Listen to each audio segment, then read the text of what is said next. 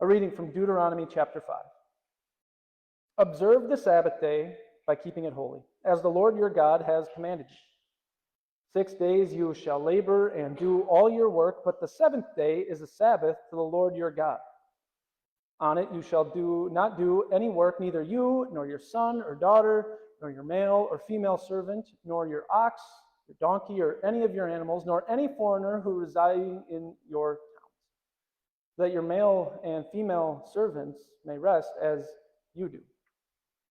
Remember that you were slaves in Egypt, and that the Lord your God brought you out of there with a mighty hand and an outstretched arm.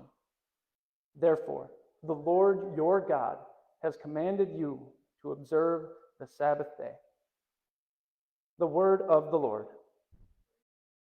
When did you feel the most tired and worn out? Maybe physically, maybe emotionally, maybe spiritually, maybe all of those things kind of tied into one, because sometimes we're just tired all over the place. We're just restless in so many different ways. When were you the most like that, the most restless? Up until Cameron and I welcomed Liam into the world and a little bit and everything like that. Right now might be near the top for me, but before Liam came into the world, I think back to the summer job that I first had in Watertown, Wisconsin. So it was summer, I was about to graduate high school, I was about to finish up and head off to college, and I knew that I needed a summer job in order to pay for school. And so I went looking. I went looking for a job. And that's how I ended up at a Pepsi packaging and shipping center in Watertown, Wisconsin. And that became my full-time summer job every single summer between 2013 and 2016, before I went off for my senior year of college at Martin Luther College in New Ulm. Going into that first summer, though, right after I graduated from high school, I had no clue what to expect going into that job. I just knew that they were offering jobs and I needed one, and that they paid pretty well. And so I said, yeah, sure, I'll work at Wispac was the name of it. I'll work at the Pepsi factory. Showed up at orientation day, and that's when they hit me with an awesome piece of news. They said, Dan, we have a really special position for you. It comes with a 30-cent shift bonus. We want you on third shift. 10:30 p.m. to 6 a.m. every single night. Maybe some of you are familiar with working third shift and doing shift work like that. Maybe some of you are really good at doing that kind of thing, but for me, when I tried to get my sleep in the middle of the day, when the rest of the world was awake and the sun was out, my mom did home daycare, so there were kids running around all over the place. I tried everything. I got the blackout curtains. I did everything I could to make my room as quiet as I possibly could, but no matter what I tried, no matter what I did, I just never could feel like I was getting good quality sleep. I can't remember a time where I felt more in need of rest, more in need of something to just take the tiredness away. And that was just because of the schedule. There was also the work that we did on third shift at the factory. This was food product we were dealing with, and so that meant this factory, this massive warehouse, had to get cleaned almost every single night. And when you cleaned the factory lines, you couldn't just do it in shorts and a t-shirt. You had to put on this rubber suit, rubber pants, rubber shoes, rubber gloves, a face mask, kind of like you saw people wearing sometimes during COVID.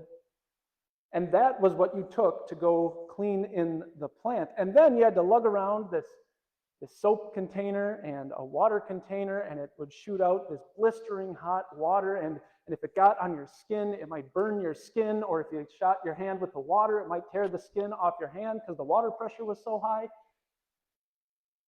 It was hot work. It was sweaty work.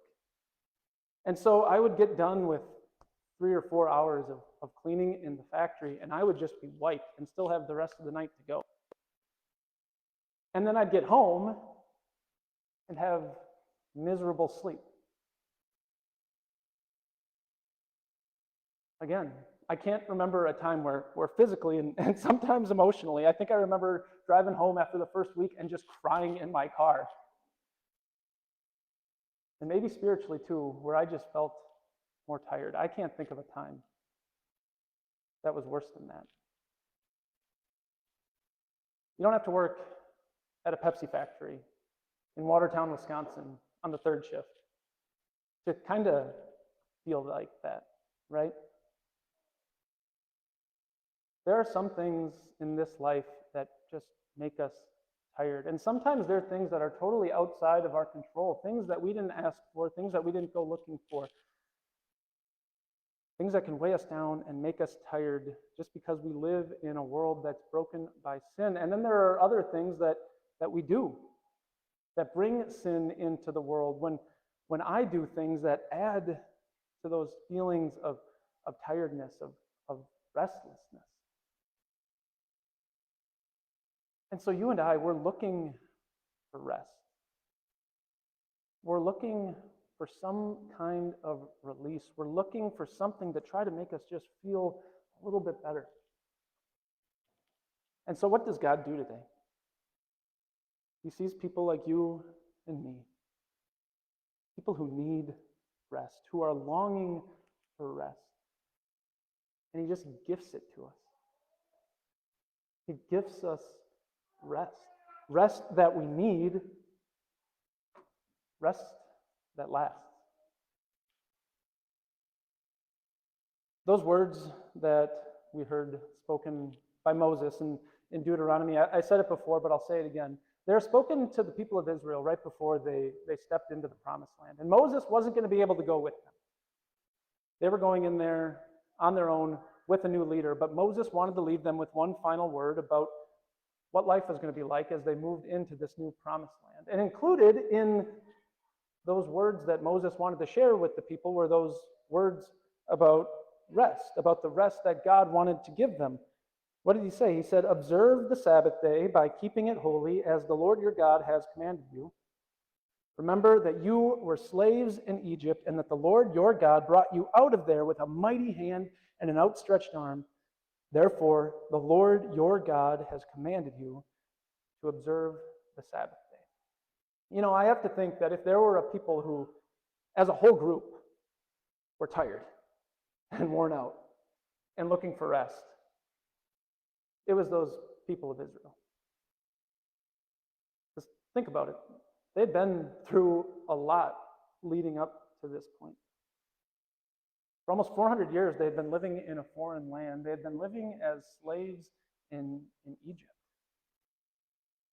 They must have been worn out. They must have been tired. They must have needed rest, but it wasn't done then. They went and they wandered in the wilderness for 40 years.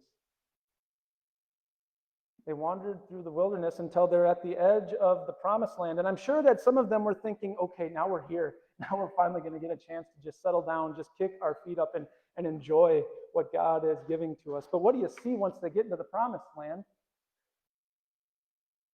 More work, more things to make them tired, more things to take away any sense of rest they might have had. They get into the promised land, and what do they have to start doing? They start having to fight wars. And once the wars with other nations are done, there's wars within their own people. And then you fast forward a few more 100 years, and what happens? The people of Israel get taken off into exile. So many things to make them restless, to take rest away from them. And then somewhere in the middle of all of that, what was happening? There were people telling God's people, the religious leaders were telling God's people that that the only way that they could ever have rest, the only way that God would ever love them, the only way that God would ever take care of them, the only way they could ever have eternal rest in heaven was if they followed every letter of the law perfectly, and that's how they were going to achieve rest. We saw a little bit of that spirit coming out from the Pharisees in that gospel lesson. Think about those people of Israel. And you think about how for almost 1,500 years, that was kind of what they were dealing with. A restless people. People who needed rest. A people who were looking for rest, who needed rest that lasts. And some of the things were just what happened to them, living in a broken world, a world corrupted by sin. They didn't ask for it. They didn't bring it upon themselves. But then there were other things that they did that made them restless. So Moses, as they're about to go into the promised land, he wanted to remind them of the rest that only God can give. Rest that's more than just physical, true, lasting rest.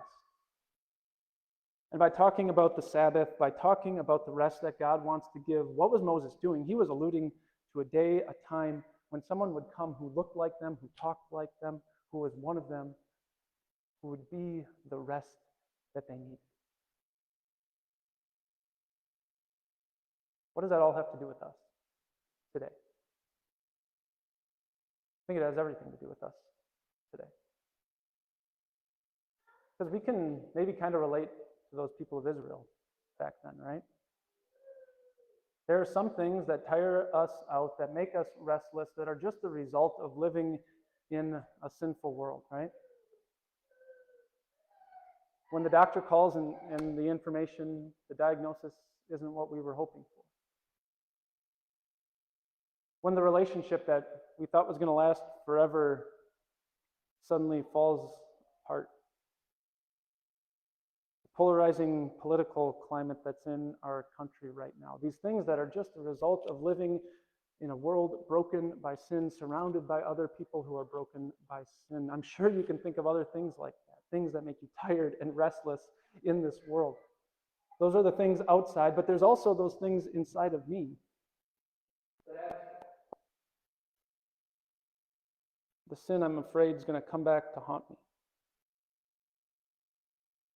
The hurtful thing I maybe said to my wife, and now I can't stop thinking about it, especially when I'm alone with my thoughts. The bad choice I made, and now I'm dealing with the consequences.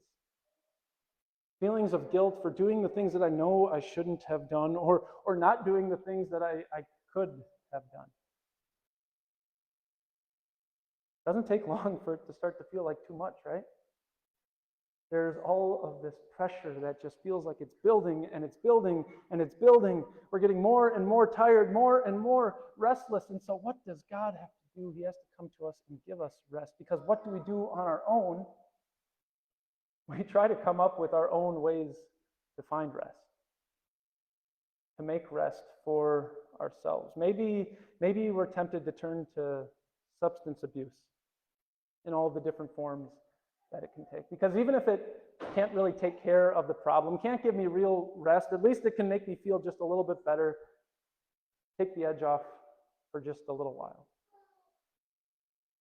Or maybe those feelings of restlessness that we have, they turn into feelings of anger.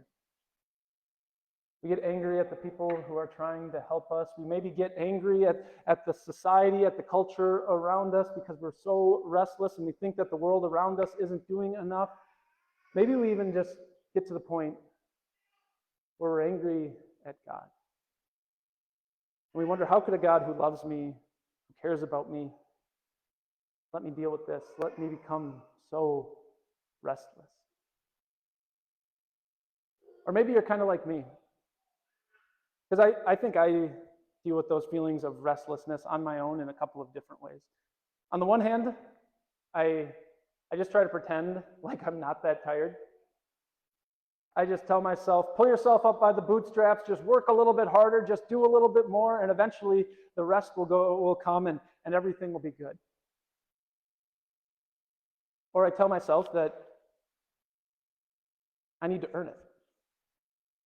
If I just meet one more deadline, if I just meet one more person, if I just do one more thing, eventually, maybe in 40, 50 years when I retire, then I'll be able to rest.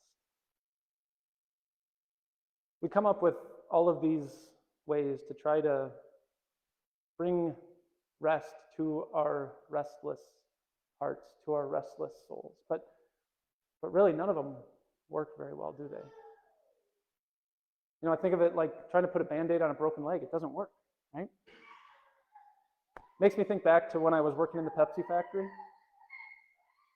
So at the Pepsi factory, 3 times a night you got your mandated break. And so 3 times a night, as you're out there cleaning on the factory floor, as you're doing the work out there at the Pepsi factory, you would look up and what would you see? You'd see someone come in to tell you, time for your break. That felt great. It was awesome. It was awesome because that meant I would get to go into the break room that was air conditioned. That meant that I could take off the rubber boots, the rubber pants, the rubber shirt, the face mask, and just go sit in the air conditioning and enjoy my lunch at 2:30 a.m. It was wonderful. But did it last? No. Eventually, I had to go back out on the factory floor. And you could always tell when a guy or when I was ready to go back out on the floor because you'd see guys deep sigh, slap their thighs. Well, I suppose. Got to get back to it. Yeah, it was kind of restful that time in the break room, but it wasn't true rest. When I try to come up with different solutions, different ways to deal with the restlessness that's in my heart, kind of like me thinking back when I was working in the Pepsi factory that my coworker was the person who was going to save me from having to go back out on the factory floor. When it comes to rest, we need something so much better. We need someone so much better. Someone who's actually going to come to us and give us rest that lasts, the rest that we need. I said it at the start of our service this morning, but we're starting this new sermon series. We're looking at truths about God that are so unbelievable that it takes God coming to us to tell us that they're true, and it takes God coming to us for us to believe them. And this week, what we're focusing on is that rest is a gift. It's a gift that God just wants to freely give to you. He doesn't say you need to earn it. He doesn't say there's anything you need to do to deserve it. It's just something He wants to give to you. It's a gift. And how does God do that? How does God give you the rest you need, the rest that lasts? He does it through Jesus. Jesus comes into this world to give us rest. And He has to tell us that Jesus is the one who's going to give us rest, because even when it comes to something like resting, we have a tendency to make it what we do, right? We saw the Pharisees talking about that, but even in 21st century America, go online, you can find tons of people who are going to tell you how to have the most restful vacation, the most restful weekend. Even when it comes to something like rest, we want to make it into a work. And really the rest that we're always looking for, or I tend to look for, it's physical rest. So what does Jesus come and give to me? Spiritual rest. Rest that I really need. Rest that means that we're at peace with God. And Jesus did that when he went to the cross with the weight of the world's sin on His back, and He died for us. And then he rose for us.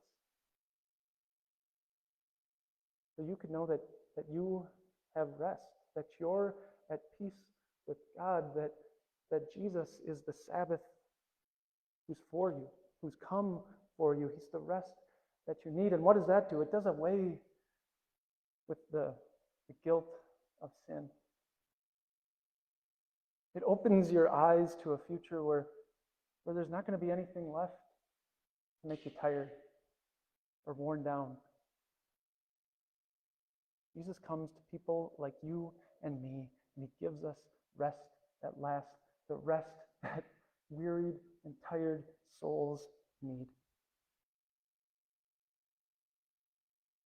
On the last night, really the last week I worked at the Pepsi factory, that first summer especially. Other summers I got to move to first shift, so it was a whole lot better. But the last night, the last week of that first summer that I was at the Pepsi factory, it was so much different than all the other weeks. You know why?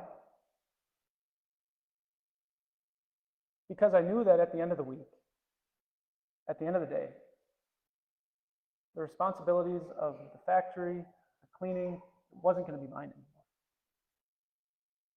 Someone else was going to take care of it.